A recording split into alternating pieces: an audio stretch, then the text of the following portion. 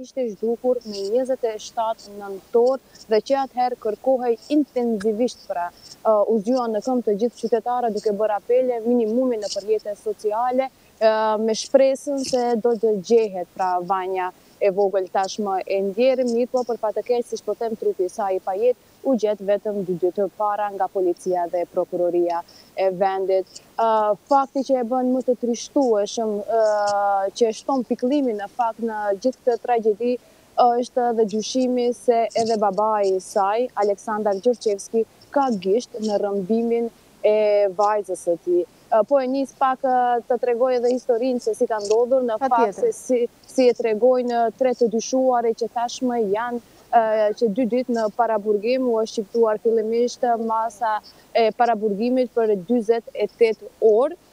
dhe ata kanë thënë se ka dhe një vrasje tjetër në fakt nga grupi i njëjtë e quaj kështu se ende nuk dihet nga policia nëse bëhet fjalë për një grup të organizuar prej 4 personash, 3 pra janë në paraburgim, 1 është në Arrati. Ata fillimisht e kanë vrarë një 74 vjeçar nga Velesi, Lupço Pançe Zhezhovskin, më fal, veturën e të cilit e kanë marrë për shkak se siç thuhet u kishte 500 euro borxh njërit nga grupi dhe më pas me veturën e tij Citroen kanë shkuar dhe e kanë rrëmbyer vajzën para godinës së banesës ku ajo pra banonte, e informacionet se kur vajza do të dilte nga banesa, se kur vajza do t'ishte vetëm, thuhet nga të dyshuarit se këto informacione dhe instruksione u ka dhënë pikërisht babai i saj. Personat e kanë rrëmbyer vajzën, e kanë futur në veturë me duar dhe këmbë të lidhura dhe vetëm 3 orë pas rrëmbimit e kanë vrarë. Kjo ka ngritur shumë dyshime sepse thuhet se qëllimi i rrëmbimit ka qenë zhvatja e parave, pra marrja e parave nga nëna e vajzës. Prindërit e Vanjës së ndjer ishin të ndarë, pra dhe arsyeja siç thuhet ka qenë që të zhvaten të merren para nga nëna e Vanjës. Mirë po përse është vrarë, dje u pyet edhe ministri i brendshëm Oliver Spasovski dhe prokurori të cilët mbajtën një konferencë për media, thonë se situata si duket u ka dalë jashtë kontrollit, sepse menjëherë është ngritur një alarm i madh për kërkuarjen dhe gjetjen e Vanjës, si duket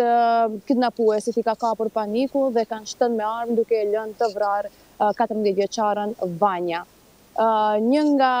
persona që thaj se ka gisht dhe dyshohet se është në fakt kryersi i veprës vrasje e 2 personave, është në Arrati, fillimisht është larguar për në Serbi dhe më pas në Bullgari. Sot është pyetur edhe Ministria e Brendshme e Bullgarisë nëse personi në fjalë Lupço Palevski, pra i dyshuari kryesor, po qëndron atje, mirë po ende nuk kanë informacione nga shteti bulgar. Çfarë ka deklaruar babai në polici? Çfarë nuk shkoi mirë në këtë rrëmbim, sepse logjika të çon ndoshta nuk ka dashur që vajza e tij të vritet.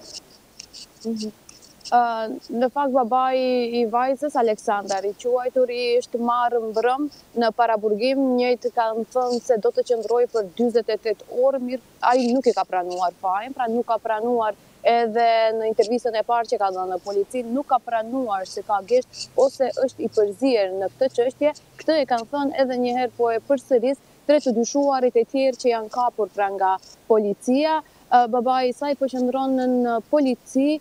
pra në paraburgim, më falni, edhe ende nuk dihet se cila është dëshmia e tij, ende nuk ka ndonjë informacion sepse ai mbrëm pra është futur në paraburgim, ende nuk dihet se çfarë ka thënë dhe cila është deklarata e tij